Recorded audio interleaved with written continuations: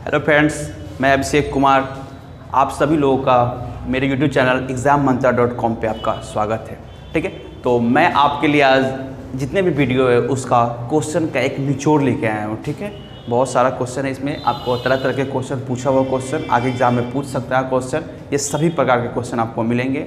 ठीक है, तो आइए आज शुरू करते हैं प्रश्न श्रृंखला, क्वेश्चन का एक सीरीज शुरू करते हैं। ठीक है, तो फर्स्ट क्वेश्चन है, मैं क्लास फर्स्ट से लेकर क्लास जितनी भी क्लास कराया हूँ सभी से जो भी क्वेश्चन हो सकता है मैं सभी इन बोर्डों पर आएगा और आपको जवाब देना है। कमेंट बॉक्स में जवाब दीजिए और जो भी अच्छे जवाब देंगे, जो भी अच्छे विजेता होंगे, जो भी सभी प्रश्नों के अच्छे सही जवाब देंगे उनका हमारे चैनल की तरफ से उनको नाम दिया जाएगा।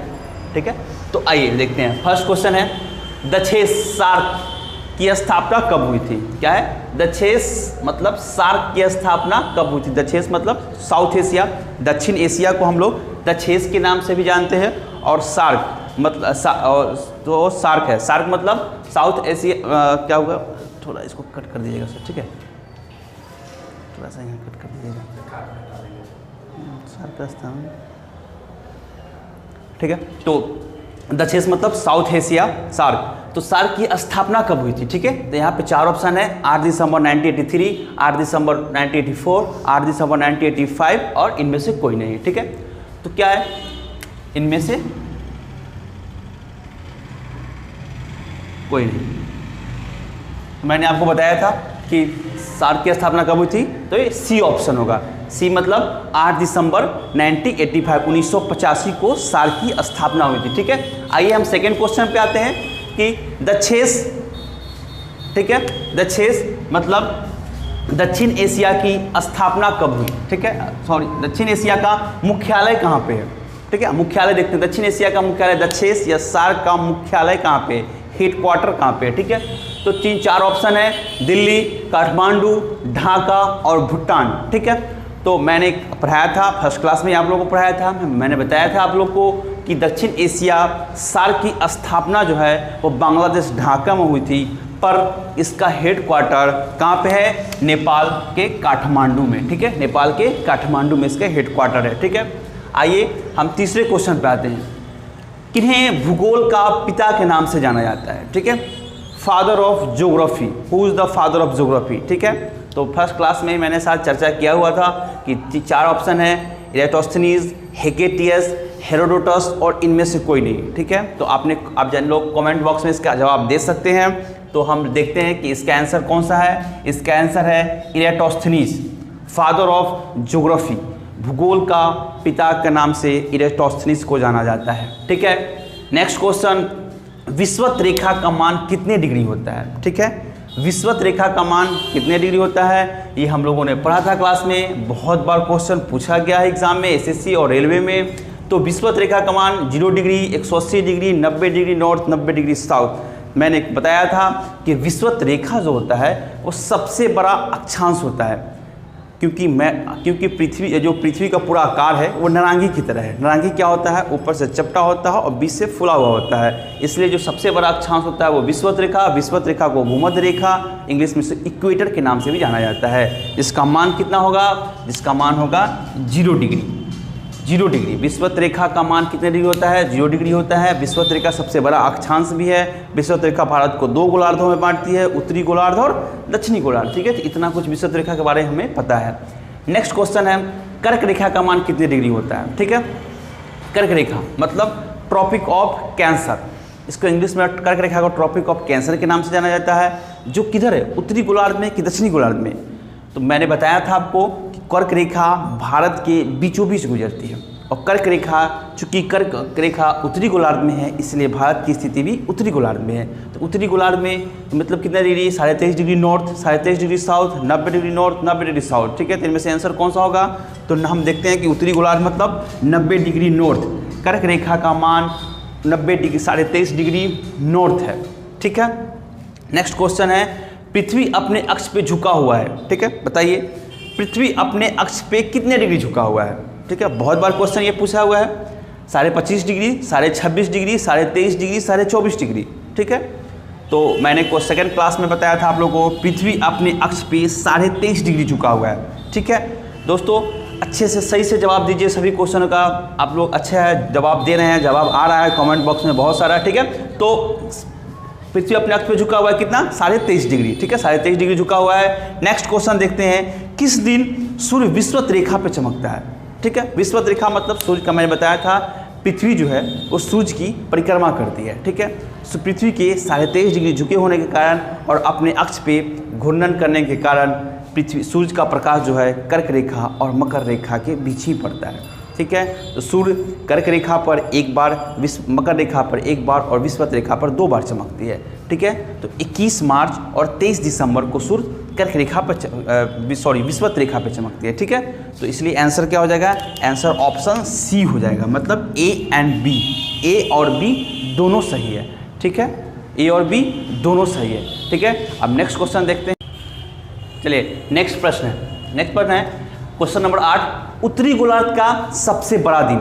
उत्तरी गोलार्ध का सबसे बड़ा दिन, तो उत्तरी गोलार्ध सबसे बड़ा दिन कौन सा होता है, 21 जून, 23 सितंबर, 21 मार्च या 22 दिसंबर, ठीक है। तो हम लोगों ने देखा था सूर्य की स्थिति कर्क रेखा पर 21 जून को आती है, इसलिए उत्तरी गोलार्ध का जो सबसे बड़ा दिन होगा वो कौन सा होगा, 21 जून। तो उत्तरी गोलार्ध का सबसे छोटा दिन कौन सा होगा, तो 22 दिसंबर, क्योंकि 22 दिसंबर को सूर्य की स्थिति मकर रेखा पर दक्षिणायन में दक्षिणी गोलार्ध में होती है, ठीक है। नेक्स्ट क्वेश्चन देखते हैं, क्वेश्चन नंबर 9, अक्षांशों का मान विषुवत रेखा से ध्रुव की तरफ बढ़ने पर, मतलब विषुवत रेखा मतलब ये देखिए ग्लोब पे ये विषुवत रेखा है 0 डिग्री, इससे जब हम लोग ध्रुव की तरफ जाते हैं 90 डिग्री नॉर्थ या 90 डिग्री साउथ, तो क्या होता है, अक्षांशों का मान, हम बताइए, आप लोग पिक्चर देख के बता सकते हैं, बढ़ता है, घटता है, बराबर होता है, इनमें से कोई नहीं, ठीक है। तो हम देख रहे हैं कि अक्षांश का मान जब भी विषुवत रेखा से हम उत्तर की तरफ या विषुवत रेखा से दक्षिण की तरफ जा रहे हैं तो अक्षांशों का मान घटता है, अक्षांश का मान घटता है, ठीक है। मतलब अक्षांश धीरे धीरे छोटा होता जा रहा है, ठीक है, छोटा होता है। नेक्स्ट क्वेश्चन देखते हैं, पृथ्वी पर सबसे अधिक तापमान कहाँ होता है, ठीक है। पृथ्वी पर पूरे ग्लोब पे सबसे अधिक तापमान कहाँ होता है, तो 0 degree, 23.5 degree north, 23.5 degree south, 90 degree north. तो मुझे हमें पता है कि सूर्य की स्थिति जो है पूरे वर्ष में सबसे अधिक बार चमकना विषुवत रेखा पर होता है। सूर्य सबसे अधिक बार विषुवत रेखा पे चमकती है, इसलिए जो पृथ्वी पर सबसे अधिक तापमान होगा कहाँ पे, 0 डिग्री, मतलब विषुवत रेखा पे, ठीक है। नेक्स्ट क्वेश्चन देखते हैं, पृथ्वी की गति होती है किधर, पश्चिम से पूर्व, पूर्व से पश्चिम, उत्तर से दक्षिण या दक्षिण से पूर्व। पृथ्वी जो है वो अपने अक्ष पे पश्चिम से पूर्व घूमती है कि पूर्व से पश्चिम घूमती है कि उत्तर से दक्षिण कि उत्तर से पूर्व। मैंने क्लास में बताया था पृथ्वी जो है वो अपने अक्ष पे 2 करती है, वो अपने अक्ष पे क्या करती है, एक तो परिक्रमण करती है और एक परिभ्रमण करती है। तो परिक्रमण और परिभ्रमण दोनों पश्चिम से पूर्व की होता है। पृथ्वी की जो गति होती है वो पश्चिम से पूर्व, जैसे वो ऐसे नहीं घूमकर वो ऐसे घूमती है पश्चिम से पूर्व की तरफ, ठीक है। पृथ्वी के अपने अक्ष पर घूर्णन को कहते हैं। अक्ष पर कहने का मतलब है पृथ्वी सूर्य के चारों तरफ, ठीक है, पृथ्वी के सूर्य के चारों तरफ घूर्णन को क्या कहते हैं, तो उसे हम कहते हैं परिक्रमण, परिभ्रमण, परिसीमन या इनमें से कोई नहीं, ठीक है। तो क्या कहते हैं, परिक्रमण। पृथ्वी जो है अपने अक्ष पे सूर्य की परिक्रमा करती है, ठीक है, तो इसे हम लोग परिक्रमण कहते हैं। जैसे परिक्रमा करना, अपने अक्ष पे घूर्णन को परिभ्रमण कहते हैं अपने, और पृथ्वी सूर्य के चारों ओर परिक्रमण करती है, परिक्रमा करती है, ठीक है। नेक्स्ट क्वेश्चन है, क्षेत्रफल के अनुसार विश्व में भारत का स्थान है, ठीक है। क्षेत्रफल के अनुसार विश्व में सबसे भारत का स्थान ऊपर से कितने नंबर पे है, ठीक है। तो कौन सा है, 5वां, 6ठा, 7वां या 8वां। तो क्षेत्रफल के अनुसार भारत जो है विश्व का 7वां सबसे बड़ा देश है, ठीक है। क्षेत्रफल के अनुसार भारत विश्व का 7वां सबसे बड़ा देश है। चलिए अब नेक्स्ट क्वेश्चन पे चलते हैं, आइए हम अपने अगले क्वेश्चन पे आते हैं, ठीक है। अब है क्षेत्रफल के अनुसार विश्व का सबसे बड़ा देश कौन सा है, ठीक है। क्षेत्रफल के अनुसार विश्व का सबसे बड़ा देश कौन सा है, तो ठीक है। अब बताइए, अब इसका जवाब आप कमेंट बॉक्स में देंगे क्योंकि मैंने सब बताया है, ठीक है। ये क्वेश्चन आपके लिए रहा और आप इस पर नेट पे खोज के कहीं से भी इसका जवाब आपको कमेंट बॉक्स में देना है, ठीक है। ये सीक्रेट रहेगा मेरे लिए। नेक्स्ट क्वेश्चन है ग्रीनविच का मान। ग्रीनविच का मान जो लंदन से गुजरता है, लंदन के ग्रीनविच का जो पूरे विश्व का प्रधान मध्याह्न रेखा है जो लंदन के ग्रीनविच से गुजरता है, उसका मान कितने डिग्री होता है? ठीक है, बताइए। 0 डिग्री, 180 डिग्री, 70 डिग्री या 90 डिग्री? तो हमने देखा था कि जो लंदन के ग्रीनविच से जो प्रधान मध्याह्न रेखा गुजरती है उसका मान होता है 0 डिग्री देशांतर। ठीक है, नेक्स्ट है भारत का प्रधान मध्याह्न रेखा ग्रीनविच से कितने घंटे आगे है? ठीक है, अब हम क्वेश्चन में देखे थे, वहाँ पे सॉल्व भी किया था हमने कि भारत का प्रधान मध्याह्न रेखा, भारत का जो टाइम जोन है जहाँ से हम लोग एक पूरे देश का समय निर्धारण करते हैं, वो जो है वो लंदन के ग्रीनविच से कितने घंटे आगे है? तो कितने घंटे आगे है? 4.5 घंटा, 5.5 घंटा, 6.5 घंटा या 7.5 घंटा? तो हमने देखा था ये 5.5 घंटा आगे है। ठीक है, भारत का प्रधान मध्याह्न रेखा लंदन के ग्रीनविच के समय से 5.5 घंटा आगे है। नेक्स्ट क्वेश्चन है गुजरात का समय अरुणाचल के समय से कितने घंटे पीछे है? ठीक है, जब हमने देखा था कि भारत में कोई टाइम जोन नहीं था, तो जब हम लंदन के ग्रीनविच के समय से चलते थे तो हमारे गुजरात के समय और अरुणाचल के समय मतलब हमारे पश्चिमी छोर और पूर्वी छोर के समय में अंतर था। तो कितने घंटे का अंतर था? गुजरात का समय कितने घंटे पीछे था? 2 घंटा, 3 घंटा, 4 घंटा या 5 घंटा? तो हमने सॉल्व करके भी देखा था, एक कैलकुलेशन भी सॉल्व किया था कि 2 घंटा गुजरात का समय पीछे है, अरुणाचल के समय 2 घंटा आगे है, क्योंकि अरुणाचल भारत के सबसे पूर्वी छोर पर स्थित है और हम जानते हैं कि सूर्योदय सबसे पहले पूर्व में होता है, इसलिए पूर्व का समय कभी भी आगे होगा पश्चिम के समय से, इसलिए गुजरात का समय जो होगा वो 2 घंटा पीछे होगा। नेक्स्ट क्वेश्चन है 1 डिग्री देशांतर पश्चिम की तरफ चलने पर समय का मान बढ़ता है, कितना बढ़ता है? +4, -4, +5, -5। ठीक है, तो हम 1 डिग्री देशांतर पश्चिम की तरफ चलते हैं। तो आइए यहाँ पे देखते हैं हम लोग 1 डिग्री देशांतर इधर पूर्व ना चल के हम पश्चिम की तरफ चलते हैं। तो मैंने बताया था पश्चिम की तरफ चलने पर समय घटता है और पूर्व की तरफ चलने पर समय का मान में 4 जुटता है। तो कितने मिनट जुटता है या कितने मिनट घटता है? तो +4, -4, +5, -5। तो पश्चिम की तरफ चलना है तो मतलब -4, 4 मिनट कम होता जाएगा। ठीक है, -4 आगे चलने पर +4।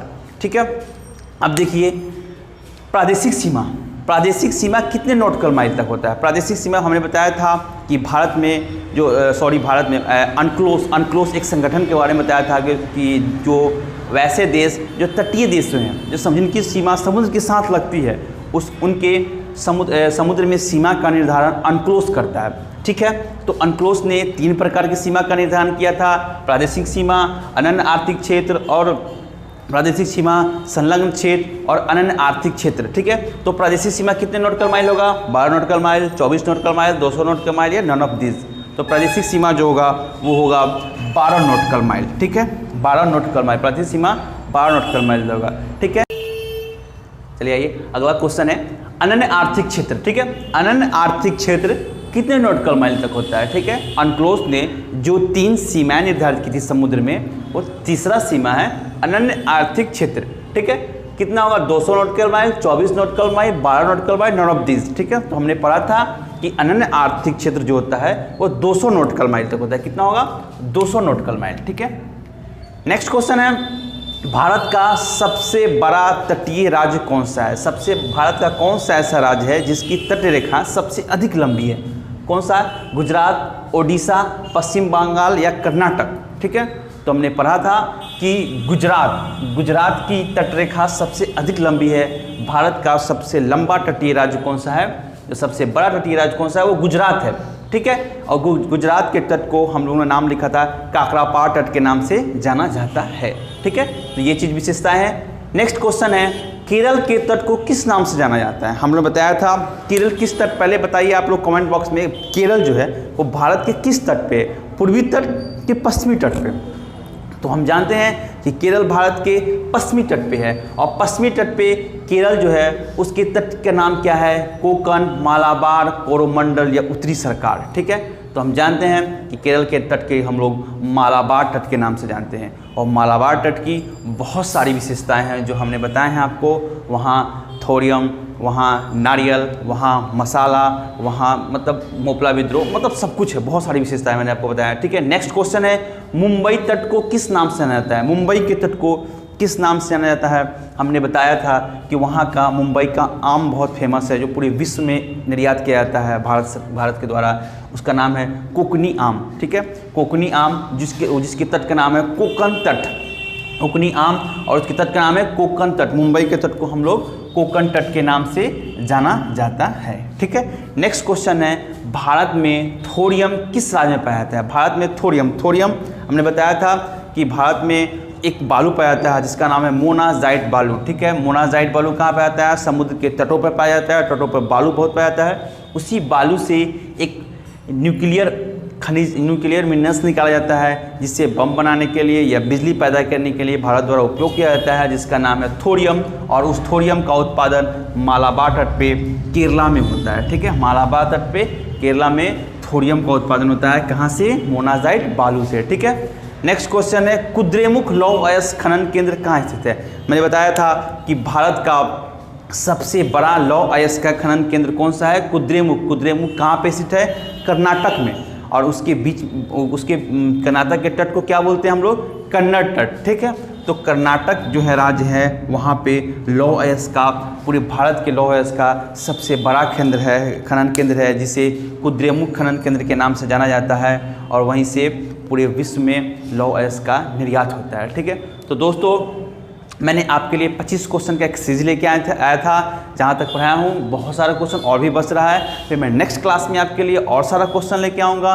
न्यू इसी तरह के नए क्वेश्चन, पूछा हुआ क्वेश्चन जो अगले एग्जाम में पूछ सकता है क्वेश्चन। तो इसी तरह आप हमारे चैनल को लाइक कीजिए, सब्सक्राइब कीजिए और शेयर करते रहिए। और न्यू क्वेश्चन, नया क्लास, नया वीडियो, अच्छे वीडियो, बहुत अच्छे मटेरियल आपको मिलेंगे, उपलब्ध होगा यहाँ पे हमारे यूट्यूब चैनल पे। तो जितना हो सकता है इसे शेयर करते चलिए। ठीक है, लाइक और सब्सक्राइब तो करिए ही। हाँ, कमेंट बॉक्स में इन सभी क्वेश्चनों के आंसर का जवाब दीजिए ताकि मैं पता कर सकूँ कि हाँ कौन सा बच्चा अपने मन से पढ़ रहा है, अच्छे से पढ़ रहा है। और इन सभी क्वेश्चन का जो पूछा हुआ क्वेश्चन है, जो पढ़ाया हुआ क्वेश्चन है, जो मैंने चारों वीडियो में कराया है, उन सभी से रिलेटेड क्वेश्चन है। तो इन सबका जवाब दीजिए और मैं आपका नाम लूँगा। जो भी सही जवाब देंगे उनका नाम यहाँ से बोला जाएगा। ठीक है, तो धन्यवाद। लाइक, सब्सक्राइब और शेयर जरूर कीजिएगा। ठीक है।